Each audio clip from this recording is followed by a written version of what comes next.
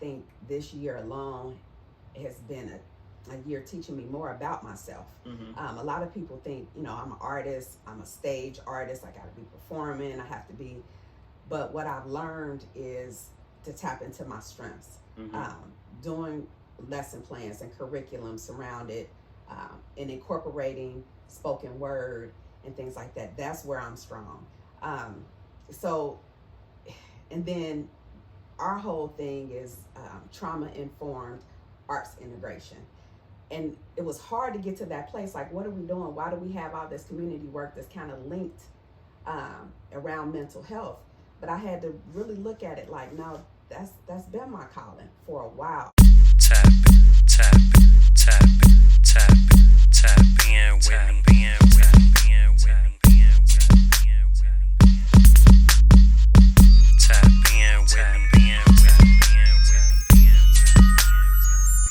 Yo, we get that mic hot, then we let that mic drop. Yeah, mic drop, mic drop. We get that mic hot, then we let that mic drop. Yeah, mic drop, mic drop. Tap in with me.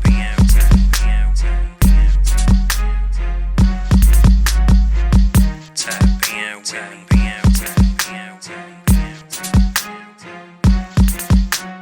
Mic drop, mic drop, mic drop, mic drop.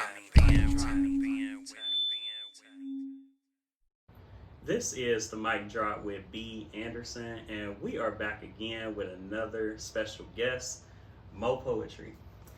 Hello, everyone. How you feeling today?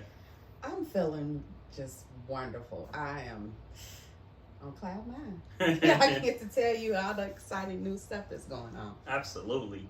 Well, we definitely gonna get into all the new things that's going on, but first we're gonna, kind of take it back a bit and, to your beginnings. Like, how did you get started with writing poetry? Like, is this something that you always had a passion for, or did it come along the journey? So I remember in the 6th grade, my English teacher gave me a prompt. It's me, a bubble. And from that, I wrote a poem. And I remember her just keeping me after class, and the words stay with me to this day. She said, I really need to publish you. And I did not know what being published meant, how do you achieve that or anything, but it definitely started there in the 6th grade. And then I knew I wanted to go to school for English, which, a lot of times we get diverted. I went for managerial accounting first, and almost made it. I had 5 classes to finish my bachelor's. And then when I went back, I was like, nope, I'm going to do what I want to do. So I did get a degree in English from NKU in 2011. But even then, I was just very, like, this interview, this is hard for me. This is not like being on the stage. But I was just kind of withdrawn, just writing, throwing it in the desk. I had stuff everywhere. And I knew that I wanted to have a book eventually, but I really didn't step out until about 4 or 5 years ago. And just really jumped into it full steam ahead. So you say 4 or 5 years ago, are you referring to when your book was published, or just like really like engulfing yourself in the creative community? So what happened, I went through a breakup, and I decided, I was like, I'm always supporting everybody else's dream. This is about to be about me, my life, my dreams. I'm going for it. So I wanted to do open mic. So I did one in Kentucky with, I think his name's Divine Kamara, had one in Lexington, Kentucky. That was kind of like the little prelude. But I had already had one scheduled for Chicago. So as I figured, if I'm going to be bad, something happens, I'm going to get booed, I'll do it in another state so nobody knows me. And then I'll be like, all right, I'm out. See y'all later. But it really went well. It happened to be on a night that they were doing like hip hop type thing. So I did a battle rap between old school hip hop and new school hip hop and rap.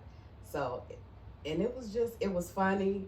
They really were engaged, and it just started this cycle of me just going, traveling, and touring. So I worked my career a little bit differently than most. Like, I was not known here in Cincinnati, but I was already, connected and touring different places, North Carolina, South Carolina, had been to DC, had been to just a few places already. And then I came back to build at home because of a good friend, Ed Mabry, told me, come home and build here. So how did you get into like the erotic poetry? Oh, see, I was supposed to get you to sign a non-disclosure.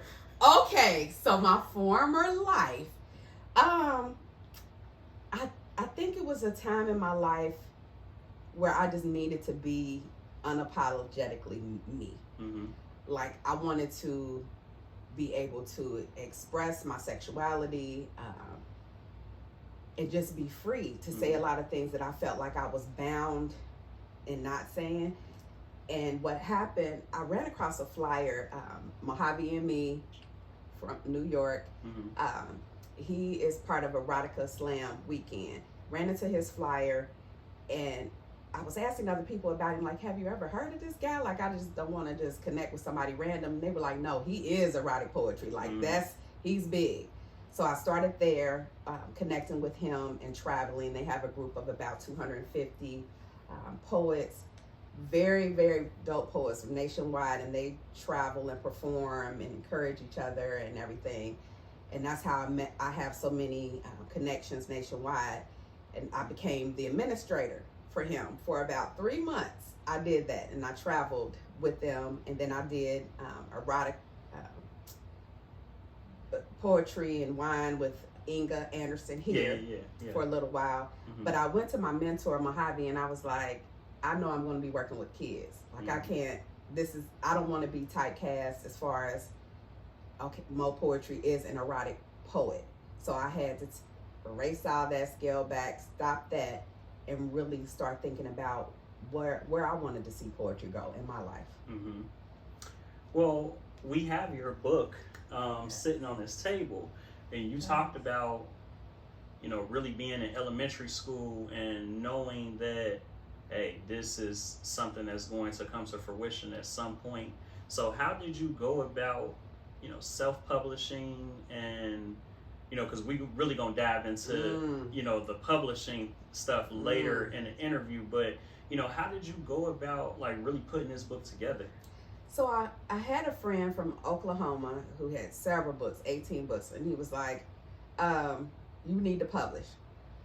So at the time they were using KDP, and it was another one, Create Space, I think, before it was That's KDP. what it was, yeah. It was first. Create Space. Yes. But I was right on the cusp. He had published under Create Space. He would have been able to help me, but they had switched over to KDP. All the bugs weren't worked out. It was terrible, and I felt alone because nobody had published under KDP yet. Right. So I struggled through it so bad. I mean, struggle. I prayed to God. I said, God, you get me through this and get a published book out of this. I'm going to help people one day. And it just set the stage, because now, not only we're on our 4th book that we've published, we're opening a publishing school as of January. So. Okay, and we're going to dive into it when we get to that part. But, just really focusing on just this work of art. Like, so the fact that you had all of these issues, like the bugs hadn't been worked out, like how did you get around that? Because, like, for people who don't know, KDP is Kindle Direct Publishing through Amazon. And I know even I had issues with getting started with just getting the cover correct and all of that. So just kind of, touch on a bit, like how did you get around those bugs and how did you ultimately publish? So Sylvia Blaylock is my publisher. I think she's out of California. I have so many out-of-state connections.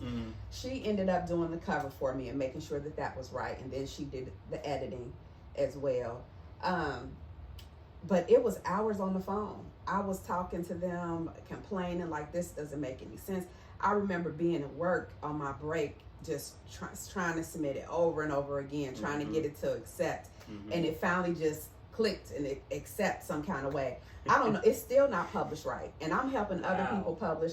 I don't have a barcode on it. So a lot of times I'm invited into colleges and stuff. And and they'll say, you know, well, we want to house your book here in the bookstore. Without a barcode, Right. a lot of people don't know that you cannot do that. Right. It's just available on Amazon only. Like, it's so many problems. And I know I can easily just republish it right now myself. But I think it's just kind of a reminder. Like, that's my beginning. Yes. To remind me how hard it is and why only 7% of Black, Indigenous people of color are published authors, because it's hard. Even with the system being up and running and moving correctly, knowing what to do is rough. Well, you know, it's definitely a beautiful thing. I've been seeing so many different, like, especially poets, just really publishing their books, whether they choose to go through a publisher or whether they do it themselves. Like, it's just a beautiful thing to see. And I know for you, just seeing how far all of this stuff has come just since you've put out your book, and to see like what other people who, you know, you have helped bring in, you know, are now doing. And so, you know, that's a wonderful thing. And we really gonna dive into, just as a poet yourself, like, because I know you do a lot of things with organizations and all of those things, but just as an individual poet yourself, where do you feel like your ceiling is? Like, do you feel like as an individual poet, have you accomplished everything that you wanted to, or are you still looking to do new things? No, I definitely do not have a ceiling at all. I think this year alone has been a year teaching me more about myself. A lot of people think, you know, I'm an artist, I'm a stage artist, I gotta be performing, I have to be, but what I've learned is to tap into my strengths. Doing lesson plans and curriculum surrounded and incorporating spoken word and things like that. That's where I'm strong.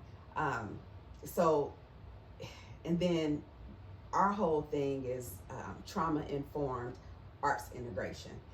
And it was hard to get to that place. Like, what are we doing? Why do we have all this community work that's kind of linked around mental health?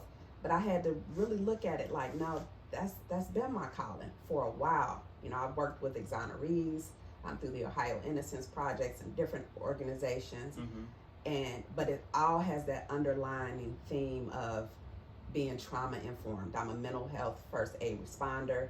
I'm a peer recovery supporter. And I did that because once I got into this and I realized, as poets, especially as artists, a lot of times that is our escape from other things that are going on behind the scenes.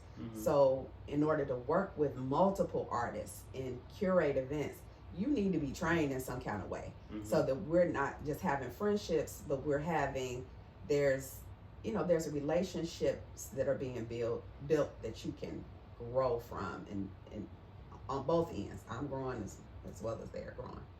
Well, you talk about traumas, and I know you do a lot of things like social justice and you know, violence and domestic violence and things like that. Who like really played a role in helping you like link the two together, like poetry with all of these other avenues that you've, you know, kind of tapped into? So I was a pretrial officer for Hamilton County, which means I worked for all the criminal judges, criminal court judges through municipal court for 9 years. And during that time, the things that I saw at the Justice Center, which I've been vocal about, I can be vocal about now. I mean, and we're talking about maybe just 5 years ago or 4 years ago. You know, throwing stink bombs in closed cells while I was right there working. And, you know, enticing and provoking inmates as they're coming in. You know, the person wouldn't be saying anything, and then all of a sudden it would be like, you want a banana, you want a banana? And I'm like, that's the oldest, you know, referring to us as monkeys, that's the oldest discriminatory and racist thing that you can say. I mean, it's obvious. And the person just wouldn't be doing anything. And it was a lot of violence, a lot of people getting injured, and lawsuits going on down there, to where I took it to internal affairs. I don't care who knows. I took it to internal affairs. You know, I was the one complaining and being an advocate. And then I started writing, you know, even my poem, I Don't Want to Be Black. It's about police brutality. And I was getting wind from other employees like, yeah, they're taking your poetry to HR. They're trying to get you fired. You know, they try to do basically a gag on me saying, you know, you cannot talk about anybody that you service. So I wasn't supposed to talk about police. I wasn't supposed to talk about anybody in the mental health field, you know, whatever. Those issues they didn't want me to touch. And I knew they didn't have legal right to do that. I'm like, whatever, I'm going to keep going. So I've always had a mind for social justice and, you know, being the one to speak up in the crowd, like, that's not right. You doing what? Yeah. I'm not going for that. But out of that really birthed like a strong desire to speak out against gun violence and all of that. So once I broke free from that, I just started getting more and more calls from different people saying, you know, can you come down? We're having this Stop the Violence, gun violence movement, Safety Now, you know, different things that are really popular right now. So it's been good. It's been a good way to talk about what's going on, because every night it's a shooting. There was a shooting last night in some club. Yeah. So, yeah. And it's so amazing though, because I'm constantly, you know, seeing different posts like, you know, you guys are downtown and, you know, doing poetry and doing all of these different things. Like, what has the impact of that been as far as the, you know, the community feedback? It has been amazing. I just received a good review from Poets Against Racism and Hate USA. That's an organization. Please look into that organization. I found out about them through curating an event for the National Underground Freedom Center and the Ohio Poetry Association. But, you know, the feedback has been awesome. I think a lot of people have been scared, and I want to say this, please pay attention to this part. A lot of people are scared of spoken word, especially like slam poetry, and, you know, we're being a little bit more theatrical because they don't know if we can not curse in public, if we can watch our themes, if we can take our poetry into the school system and still be, you know, still be mindful that you're dealing with kids and things like that. And a lot of these organizations, they like literature. They'll have people do readings, but for us, especially, it kind of creates this cultural barrier that if you don't know how to move to get into those arenas, it's not going to happen. You know, anybody, and we've raised like over $9,000 so far this year, just securing teaching artists and performances for other people. I don't get a percentage of that. That's something that I do to give back to the community.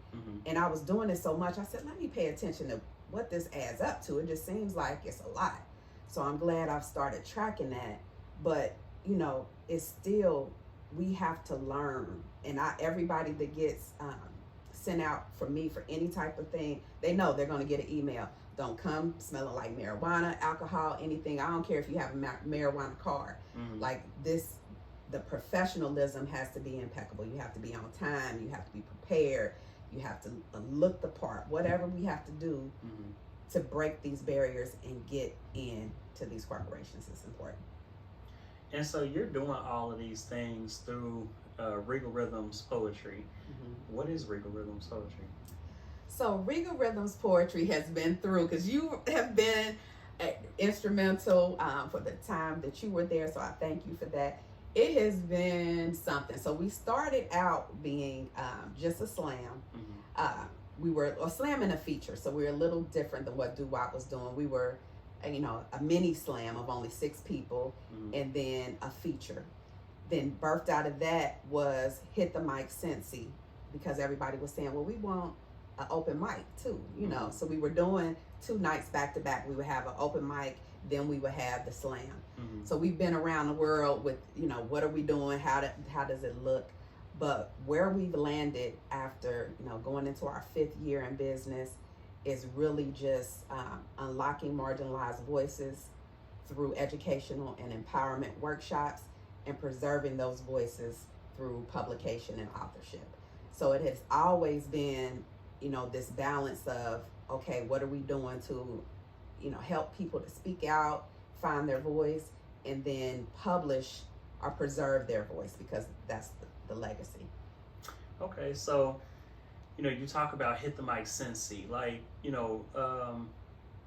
just as far as the different things that Regal Rhythms has been responsible for, like as far as like the different things that are in that umbrella, just touch on those things, like, just so the people who, may not have been a part of it, or the algorithm haven't hit them yet, something that they could tap into. Okay, so originally the Survivors Ball was put under Regal Rhythms Poetry, because that's all we had. We just had a for-profit business. We're going into our 3rd year, and for those that don't know about the Survivors Ball, you got to get hip to that. It is dope. It is dynamic. It started because of a post that I posted a poem about PTSD and domestic violence, and it got some national attention. So what it is Taniela Arful, who's known as Masterpiece out of Dallas, Texas, Tracy T. Spirit Stanton out of Ferguson, Missouri, Ed Mabry out of Los Angeles, California, and now Ollie Woods, who is Hood Raised out of Chicago, Illinois. We've all come together along with our team, who's the team here, because it is located here every year in Cincinnati. Right. The team is what makes it really happen. But we've come together kind of like, on a national level to bring people here and give a space for survivors. So we have that's been birthed out of that. But it is moving to our new nonprofit, Arts Equity Collective, which is up and running. We have a board now, so that's definitely community work. So we had to rebrand.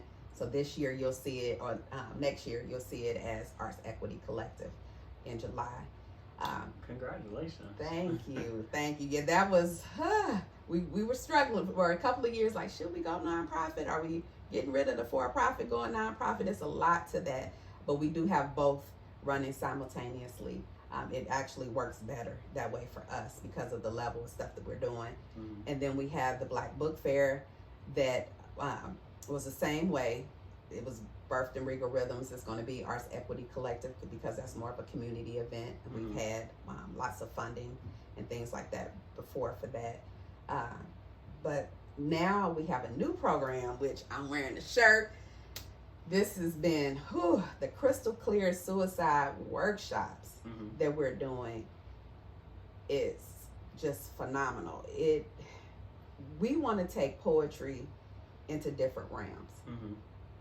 When we can go into mental health organizations and do a breakout session and do poetry, or Jessica Harrison, who is part of Break Chains, Make Changes, and she's on our team, can come in and dance after I do a poem. It's a whole vibe. It's different. It's a different niche that I would not have expected, but it was just something where I was just kind of, doors were opening, and I was like, this is happening. Okay. But yeah, so the Crystal Clear Suicide Prevention Program is going to be Regal Rhythms. We were on the fence about it, but thanks to Mortar, which I will talk about that probably later, which is an entrepreneurship academy, I was trying to figure out, I have an invention that's a nonverbal communication tool. And we were going to put it under the nonprofit, but they really advised me, like, don't do that, because I don't own the nonprofit. I'm the president. And if something happens and they get rid of me, then my invention is tied to the nonprofit. I don't have rights to it. I can't patent that way. And they're helping me with the patents and trademarks and all that. So yeah, that's the newest program. Is due to roll out. We're looking at possibly 26 school districts. Oh wow. Yeah, and Beach Acres and Wordplay has been phenomenal in making that happen. Wordplay Cincy. Wordplay Cincy, Okay. yes. So we didn't jump back a bit. So you talked about the Survivors Ball. Kind of go into depth, because it's a 2-day event, right? Yes. So talk about what happens on the first day and then what goes on the second day. So the first day, and it's changed over the last couple of years. The last year we kind of did like just like a meet and greet in the beginning, and then we go into a couple of workshops on the first day, and then it is Some Things Must Be Heard, which is a brand that's Tracy T. Spirit's brand out of St. Louis, Missouri. She is awesome. Her, so even though we're hit the mic, I believe in you take a back seat. You let people go. When you're collaborating, you have to really work together, and she's very strong in that. So it's her open mic. She's hosting that, and then the next day is like a full day. So we come in for breakfast together. We have workshops. So it's total of 6 workshops between the 2 days, and it's really, we're already, like, for next year, we're already meeting. We don't play. We spend a lot of time coming up with this. So it's different workshops. It may be a physical workout, which I don't think we'll do the workout again next year, but it's just different stuff that we kind of throw in, anything that's helping you mind, body, and spirit to be able to learn how to process trauma. I've been doing a lot of research, and I'll have a new publication in the Cincinnati Review about writing therapy. And it's real. Like, you can literally, what trauma does to your brain to rewire it and cause us to just, just be all over the place. It's like a smoke alarm. There's no fire, but the alarm is constantly going off when you've experienced trauma. But writing also rewires your brain. So you can literally, it's so dope to think about it, that as you're writing, you're processing, you're moving those memories into different part of your brain so that you can process it better and heal. Absolutely. So, you have the Survivors Ball, which is like pretty much mid-year, and then later in the year, the Black Book Fair, which is actually how I actually first met you. You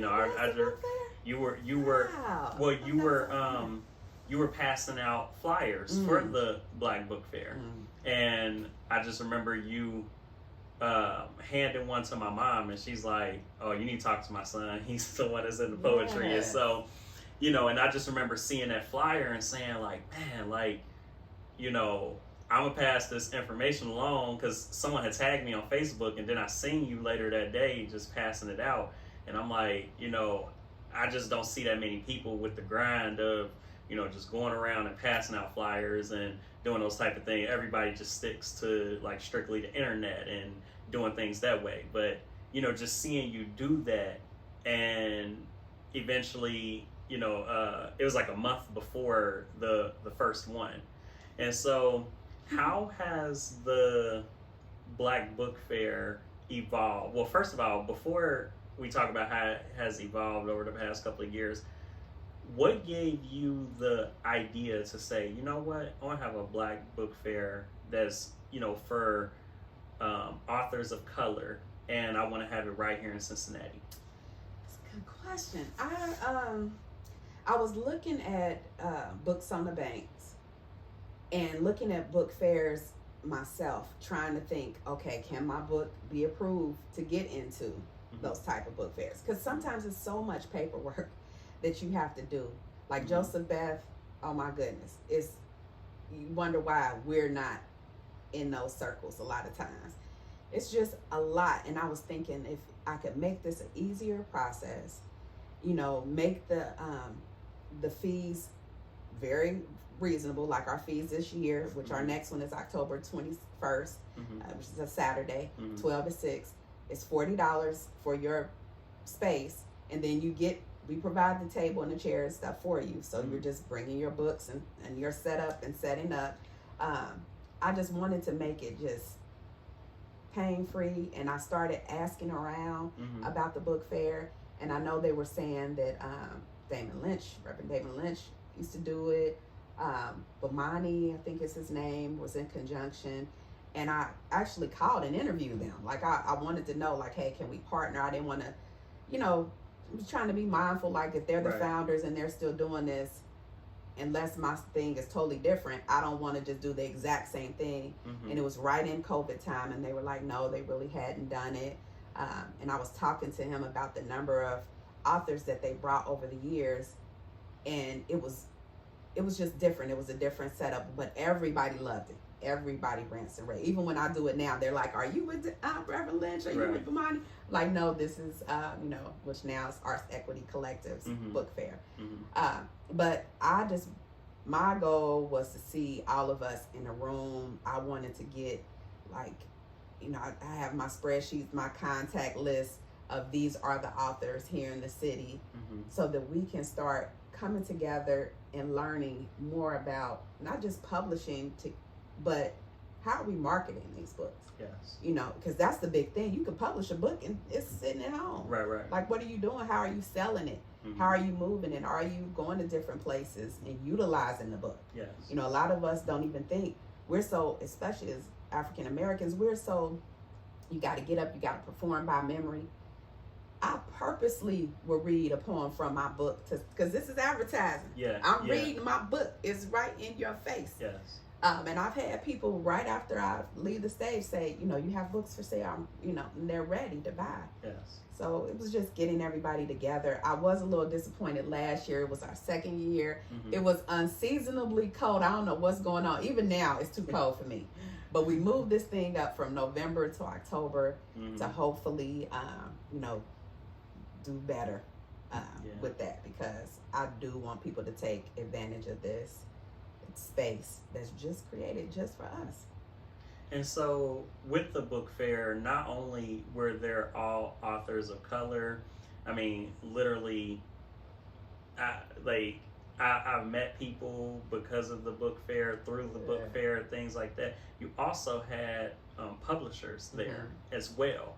Yes. Talk about the impact that the publishers showing up had on, just in general. Like, the impact of publishers being there, because it's one thing for you to have authors there and they talk about their different thing, but having publishers and they're answering questions, and I mean, and it's candid, responses on, should you publish, should you self-publish, and them giving the pros and cons. So what was the impact of that? So one of my favorite quotes from myself is, "My dreams have dreams." So when I was dreaming this, I was dreaming extra big. I was like, I'm gonna go figure out the National Black Book Fair, who are their publishers. So I went online and I started calling their publishers, like, we need their publishers here. I want this to be legit. And I got response out of a couple of them. Yes, we'll be there. And, She Publishing and BK Royston.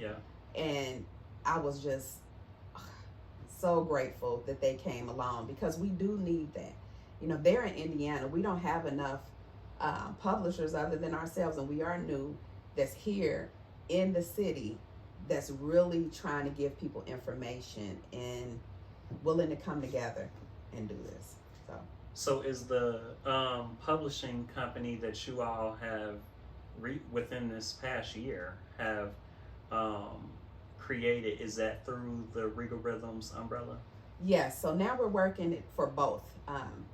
So under the Regal Rhythms category, if you want to just give everything over to us, like, we do everything. We do your professional formatting. We do your your ISBNs, barcodes.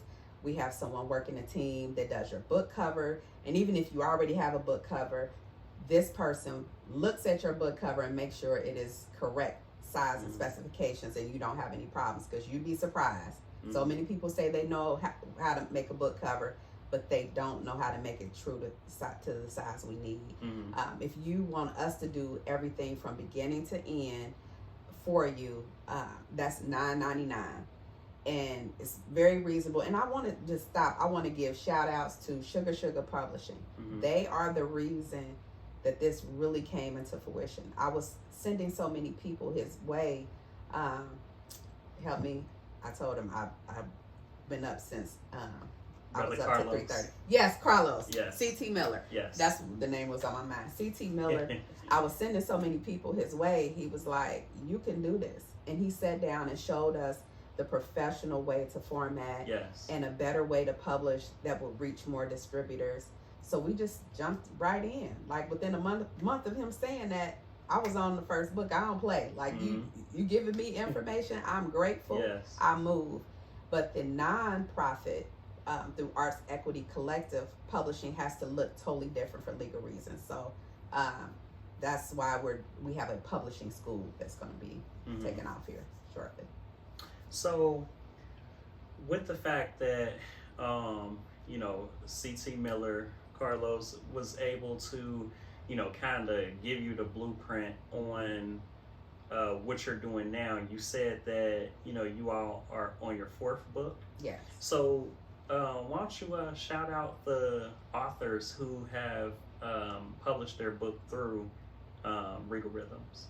Yes. So our very first book is actually branded under Destiny Publications because he had his own publishing company. Okay. But we did assist fully on the whole publishing process.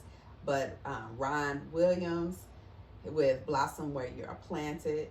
And then we have Multiverse by Tierra Porterhouse. And you can go on our websites, and I'll drop those later so you can see all our authors will always remain on our websites. Then we had DeMontre. Yes. Awesome. Yeah. Absolutely love his book. That's exciting, yeah. Yes, beautifully flawed. And Black Widow, for those who know her from the poetry community. Yes. Hers is dropping in November. Yes. So, yeah, and hers is Behind the Shield. Okay. Title. That's so exciting. Yeah, she actually just reached out to me the other day to let me know, and I'm like, man, finally, like that's exciting. So, yes. So that's such a beautiful thing.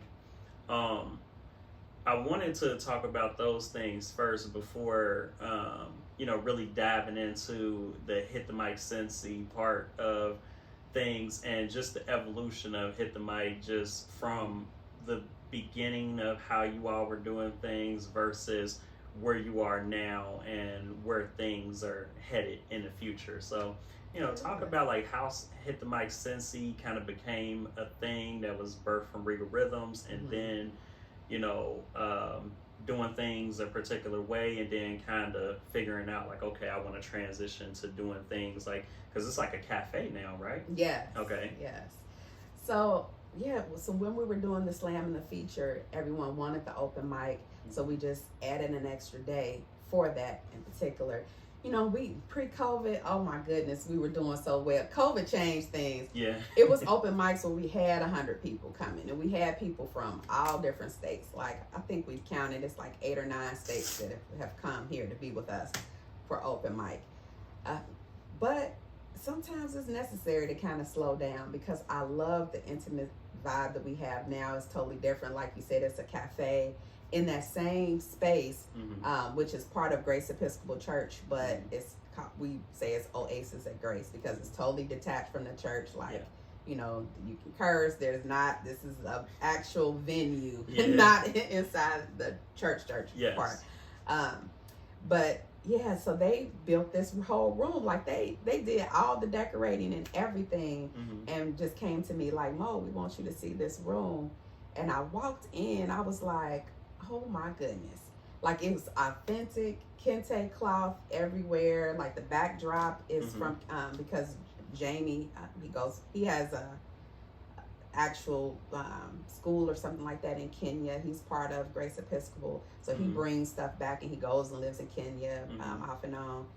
But, the chandeliers had kente cloth, like, hanging from them, just cool chairs. It's just a whole vibe in itself. But so we are at about 50 capacity there, and people just come and spit. And now God's Grace Poets, who's Jessica Harrison, she is the official host of that, and her husband, October Self Care, is the DJ, and I've given it really over to them. It's still under our name, but that's theirs. I come through because I use it in particular to recruit. Like, that's my whole thing. I need to see you perform. I need to hear your pieces. So when I'm getting these calls from organizations or schools, I can know where you fit in, and be able to call you for actual paid gigs. So that's what we use it for. That's so exciting. Like, we've talked about so many different things that you had your hands in and things like that. So what do you feel like has been your favorite part of all of this? Like, just, you know, what do you feel like, man, like I wake up early or I stay up late, you know, for this particular thing. Like, what would you say if you could pinpoint one thing? I think it's building workshops. Like our team, you know, being a leader is hard. You come into this, a lot of us, to be able to manage 7 people and talk and get everybody motivated on one accord and know what the vision is and feel like they're contributing to the vision. Like, I want to hear your thoughts, your views, and all that is rough. But this last working on the Crystal Clear suicide prevention program has been almost like a team building experience in itself, because we've had to sit down. I love to teach people how to actually create workshops, like how to, you know, how we're doing the notes, so that we're kind of building a legend that presenters can be able to see, like, okay, on this part I'm not talking, but those are my notes to myself. Or, you know, we're not just building slides where everything that we're saying is right on the slide. That's, you know, they teach you that even in high school, or probably even earlier now. You know, and then being able to kind of manage the crowd and talk to people and make it feel natural and practice together. That has been the most beautiful for me. Like, I really feel that's where we're going to be the strongest, is rolling out these type of workshops and things like that, and getting into corporations. It's like our Trojan horse. We're going in saying, yes, we're qualified to do this type of work, but we're sliding poetry and spoken word right on in with it. What has it been like really helping to guide like the younger generation that's coming in? Because, like, you know, I really got my start with working with you. Like, you know, I've talked to different people who you have worked with. Like, I know, like, you work with Micaiah, Milan, and, you know, Nick Fury, and, you know, all kind of different people. So what has that been like for you?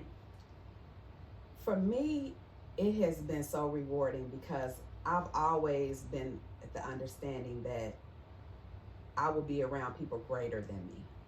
And not to compare myself to other people, but I've asked specifically in my prayers, like, I want to be around Emmy Award people, Oscar Award people. I want to be, you know, just people that are really taking their artistry somewhere.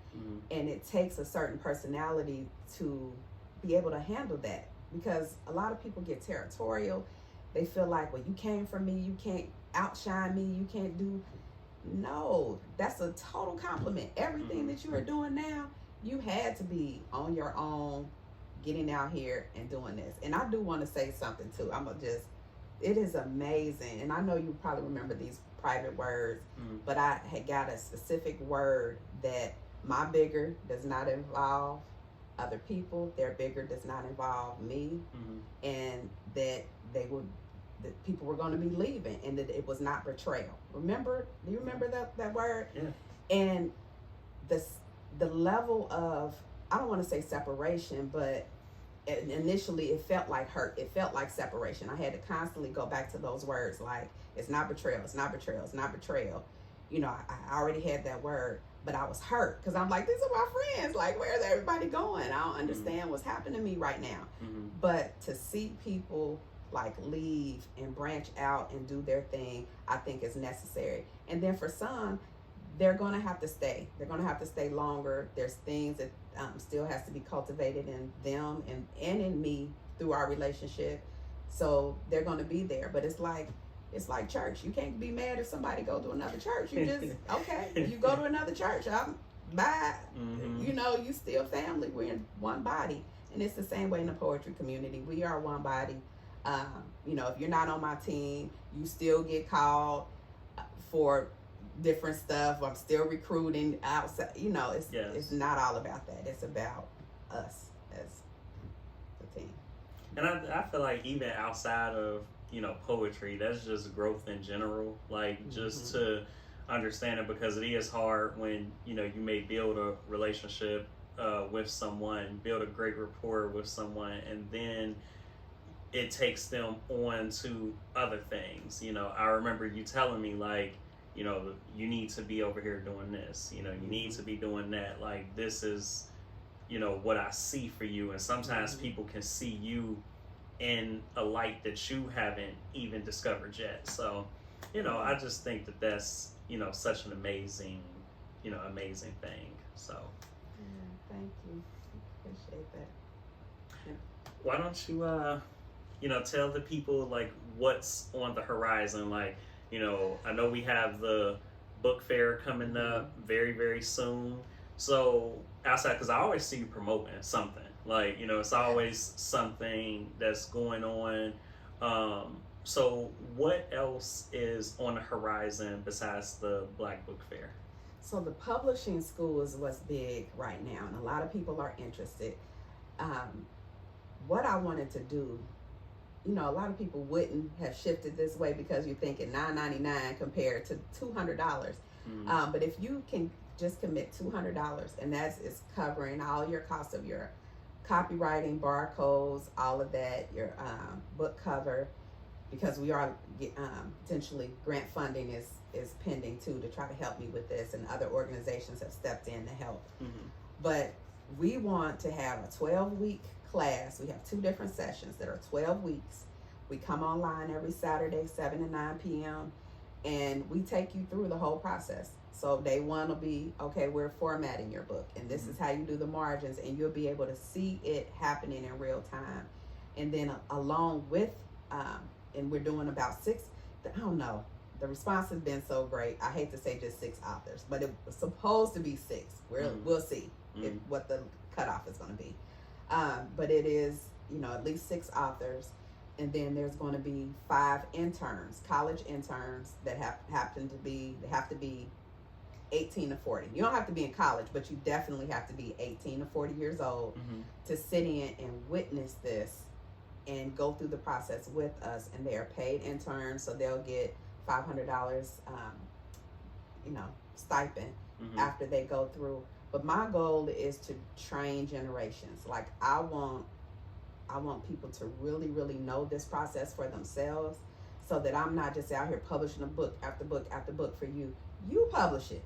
I'm about to sit down. We're going to teach you just like C.T. Miller taught me, and go and be great and teach your friends how to do this. Because to move the statistic from 7%, that's going to take a teamwork that's beyond me. I can't, even if we're publishing, and our goal was 1 book a month, which that's exhausting along with everything else I do. Yeah. But even with that, okay, we're looking at 12 books published in a year. Compared to, we're in 12 weeks, we'll have 6 authors coming out published. And then the next session, another 6 at least. That's what we want. We want to, you know, we want exponential growth. We want this thing to multiply, not add. Yes. Yeah. So you're really working on both ends of the spectrum as far as the publishing goes, because, you know, you have a company that is publishing books, and then you are also creating something else on the other side where it's teaching others how to publish their own books.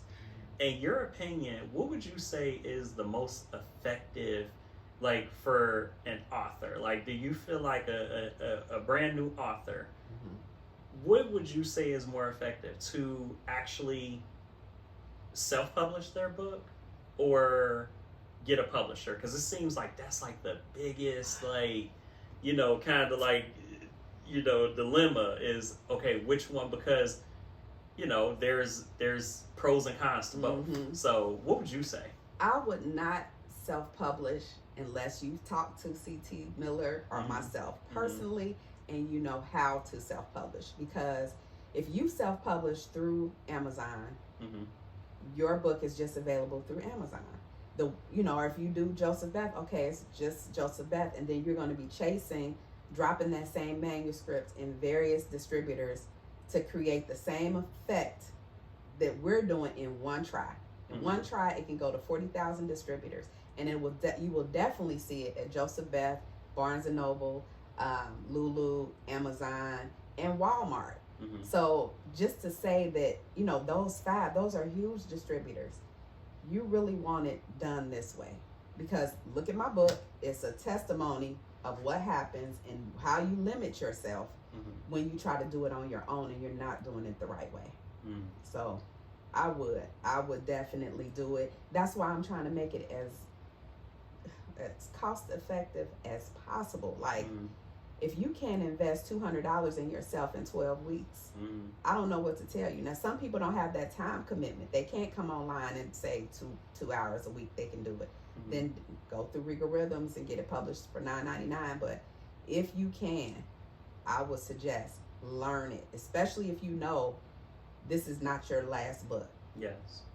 Let's get it and get it the right way, so we can sit down, because then working in community really helps, because you might have a resource that I don't even have. So we're trading ideas and resources, like, you know, while we're there as well, learning. That's such you know, just great feedback as far as that, because like I've literally seen and had people just reach out to me and say, hey, can you teach me how to publish a book, or do you know anyone that could do it? And I'm like, I always just pass that, you know, the information of what I know along to somebody else, or pass along people who are actually, you know, doing this thing on a normal basis, because I'm like, I don't really have the time to do hard. that, and I don't want to ever put anybody in a situation to where I'm putting them at a disadvantage because I don't have the time or the energy to put that into them. So hey, come over here, learn how to do those things. So that's such a beautiful thing. And it's not just me. I'm working in conjunction with Sherry Cook Stanford.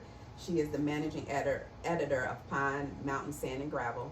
And Randall Daniels, he has Harding Books. Yes, it's all of us coming together. And thank you to Urban Appalachian Community Coalition. They have funded some of this as well already on the front end. Like, organizations are stepping in to say, okay, you have a plan to do it.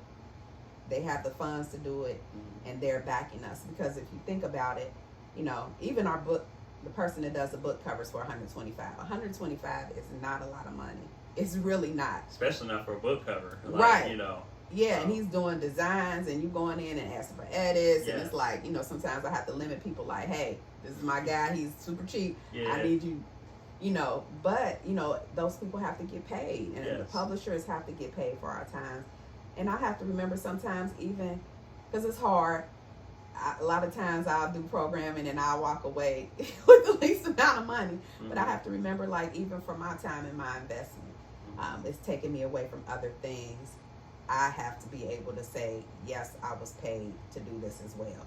But we are doing it as cheap as possible because we want it to happen. That's not, you know, it's not a money-making scheme. It is literally you being taught to do this yourself. Absolutely. So you let us know, the publishing school is the huge thing. You got the book fair. When is the next open mic? What's today? Oh, our next thing is the book fair, which is Saturday, October 21st. Yes. Yeah, an open mic with that. And then November, what is November's date? That's a shame. I think it's November 7th. Oh, no, November 17th is Black Widow's book release. Yes. So you're looking at December, but if you're looking for any dates, go out to our website. It is hitthemiccincy.com. You can find it there. We do have to upload all of our stuff also to Arts Equity Collective, which is artsequitycollective.org. We've been kind of keeping that work separate, but so many people are looking at both websites. I'm like, we're going to have to put all our dates on both of them just so they'll know. Yes. Yeah. Where are you on social media? Everywhere at MoPoetry, which is MoPoetry, Phillips, Phillips. So if my pages are full or whatever, my artist page is MoPoetry Phillips behind the mic, but you can find me everywhere: LinkedIn, Instagram, and all of our pages. There's a page for Regal Rhythms. There's a page for Hit the Mic. Like, yeah, we're out there, so you can definitely reach me. So make sure y'all tap in with MoPoetry Phillips, Regal Rhythms Poetry, Hit the Mic Cincy on all social media platforms. You'll find it. I guess the last question I would ask is, as far as MoPoetry goes, like, what is motivating you to keep going?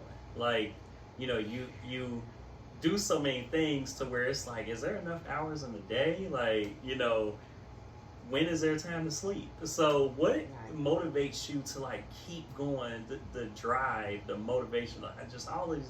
What is it? It is truly connecting artists to opportunities. I like to see people that have said, just like we had a private conversation, we're like, you know, how do you get in schools? What do you do?